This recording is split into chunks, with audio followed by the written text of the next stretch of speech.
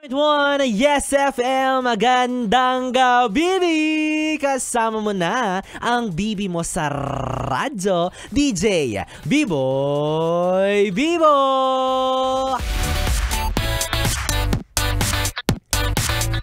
Isang maligayang araw ng Martes, February 13, 2024. Bukas, February 15 na. O, di ba? Ang bilis ng araw. Gusto mo yun? Nilagtawan ko talaga yung Valentine's Day. Hindi. Sige na nga, sasabihin ko na sa'yo. Ngayon, February 13. Bukas, February 14, araw ng mga puso. Sige na, pamukhaan nyo pa sa akin lalo.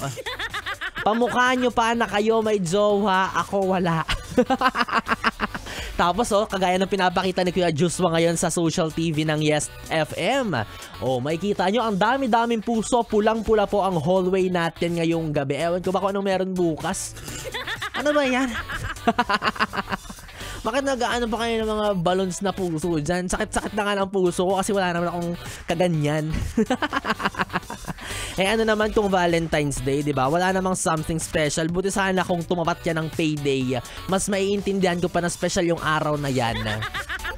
Sige na nga, ayoko na magpaka-bitter. Nakakapagod din kasi magsabi sa inyo na wala akong pakialam, di ako naiinggit. Sige na, ibigay na natin yung araw ng mga puso para sa mga nagmamahal talaga. I mean, lahat naman tayo nagmamahal, di ba? Pero ayun na nga yung point eh. Kung lahat tayo may karapatan at may kakayahang magmahal, bakit yung jowa na para sa akin ang tagal? Hindi pa dumadating. Ano yan, na-stuck sa sa ba yun, customs? Yan kasi international kasi in order ko, hindi pa siya dumarating. Hindi tuloy umabot bukas. Kainis naman eh. Jowang-jowa yarn. Napasensya na ha kasi feeling ko nagkakaubusan na ng madya-jowa. Magtataka ka pa ba kung saan napunta? Paano ba naman yung iba dyan kung jumowa? Dala-dalawa? Mga sakim?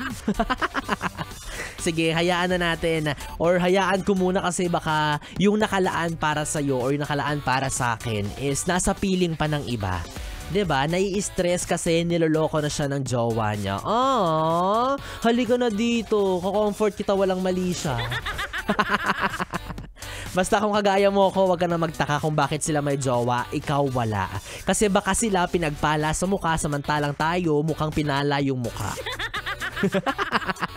Charot, sabi ng robot. Bibi, ako naniniwala naman ako na sa panahon ngayon, ang pagjojowa ay hindi na dapat binabase sa mukha. 'Di ba? Dahil sa panahon ngayon, nasa pagalingan na yan ng pag-aalaga. Boom! Kaya kung ako sa'yo, kung gusto mo ng loyal, mag-alaga ka ng tuta. 'Di ba? Hindi ka talaga iiwanan yan for sure.